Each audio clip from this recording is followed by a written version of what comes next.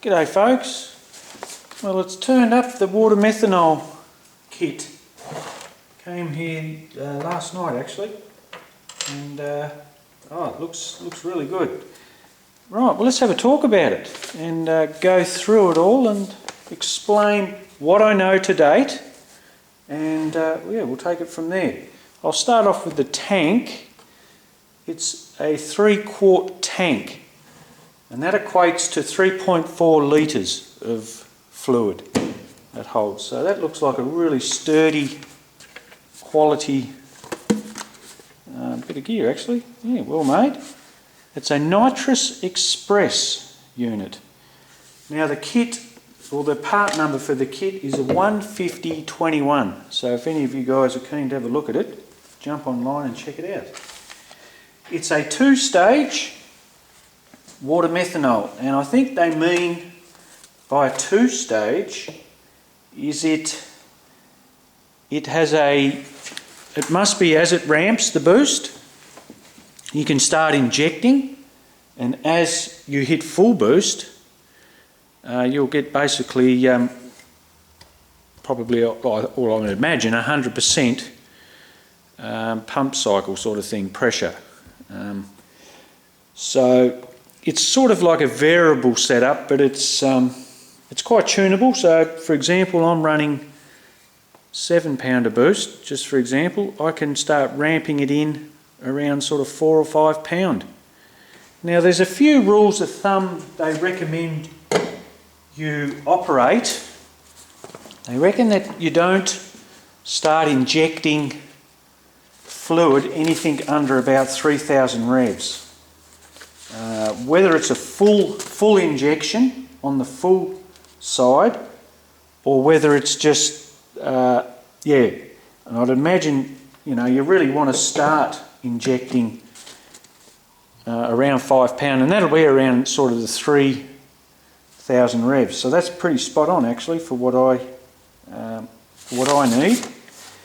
Now, as far as I know, you get three different nozzles with it, depending on how much you want to inject, and it's based on horsepower too. So I'll show you those guys. Geez, they're well made. They've got a real fine little strainer, and that's sort of the nozzle end. So there's 3 different sizes, and this is the fitting that it attaches to. So that sort of goes up into there, threads in, and then you have a thread on this end that you thread into the any part of where you're injecting it into. So very cool, well made. And these are little snap fittings too. It's like little quick release fittings. So it's really well made. It's really nice. It's nice to see. Okay, so they're the nozzles. They don't. That's one thing I did notice. They don't give you much. This part here, hooks.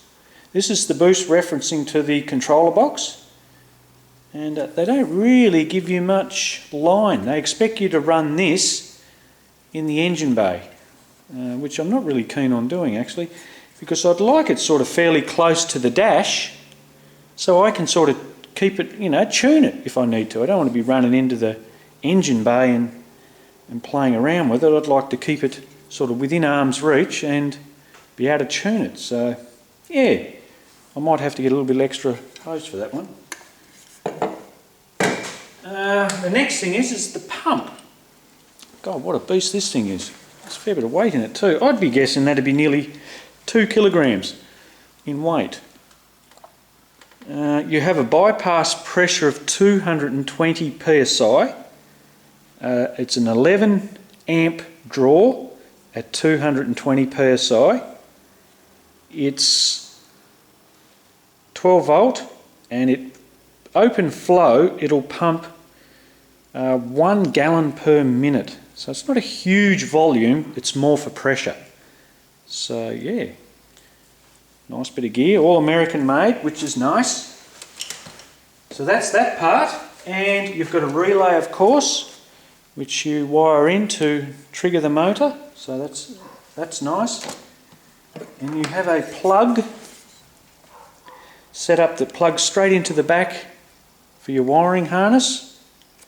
That's really nice. It's a nice setup. And there's another nice feature here. They give you plenty of hose, water line, for because I want to run the pump and the tank in the front footwell of the car. So I want to run it all inside. I don't want anything in the engine bay. So plenty of hose there for that. So yes, very good.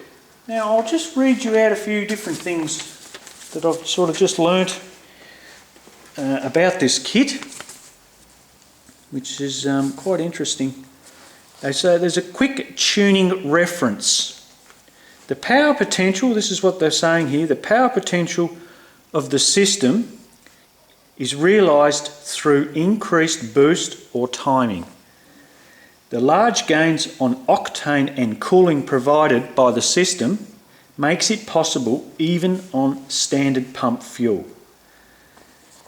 The water methanol system adds an alternate fuel source as well as significantly cooling the combustion. With the water methanol system, one does not need to cool combustion with overly rich air fuels. To minimise combustion quench, you should start with an air-fuel ratio of 12 to 12.1, and that's one thing I'm going to have to do, guys.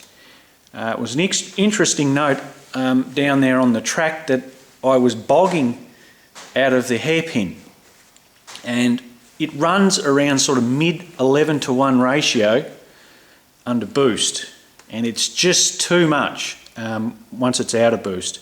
So this will be a great thing, putting the water methanol on. I'll be able to trim it at least to sort of 12 to 12.5 to 1, and that's I think is going to solve a lot of the issues sort of out of boost with the way it is now, because it's just running way too rich.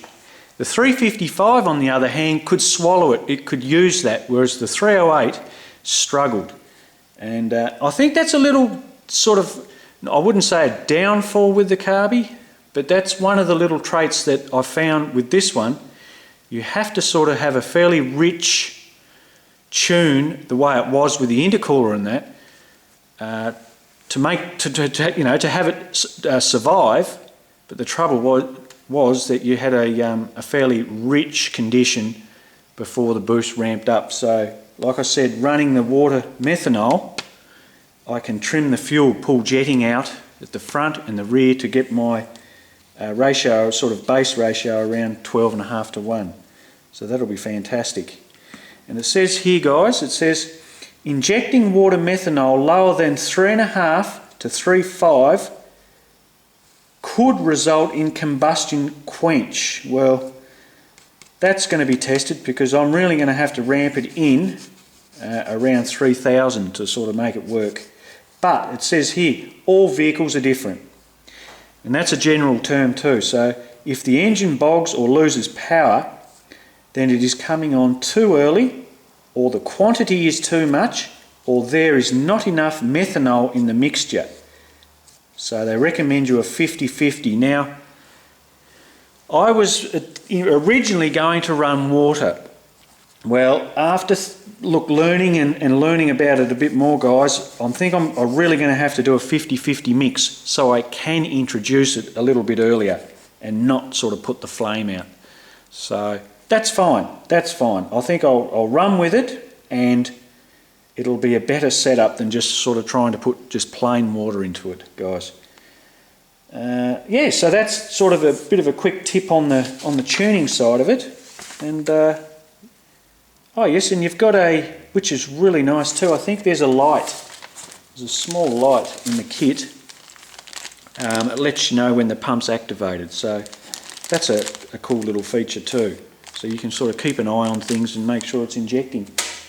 But yeah, that's only just a quick overview of it, guys. It's very basic, but as I learn more and go into it, I'm going to sort of really show you guys and take you on a bit of a journey with it, because this to me is really what it's all about. And this is, I think personally, this is the key to really unleashing some really good top incredible horsepower and get me up in the boost and make it really safe and reliable in, you know, no matter what heat conditions come at, and that's what I'm after, guys. Something that's going to really eliminate the need for having to worry about controlling your heat, and still run on pump 98, and that's what I want to do. So yes, it's really exciting, and I'm really keen to show you guys. So it'll be a little while before I hook it in, but we'll do a bit more talk on it and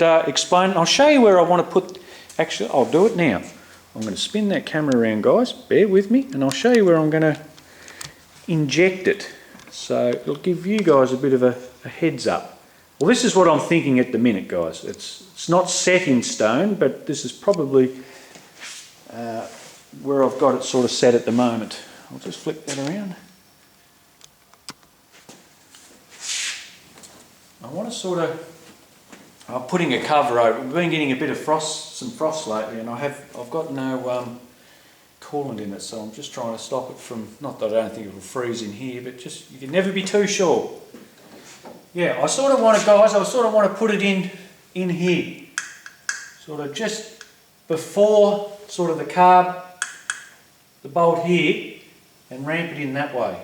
And I'm going to run those tubes, the air bleed tubes, back up the hat a little bit, and I sort of want to thread it in there. So let me know. I'm not going to run a plate for now. I really want to just try injecting it in with the fuel through the carby.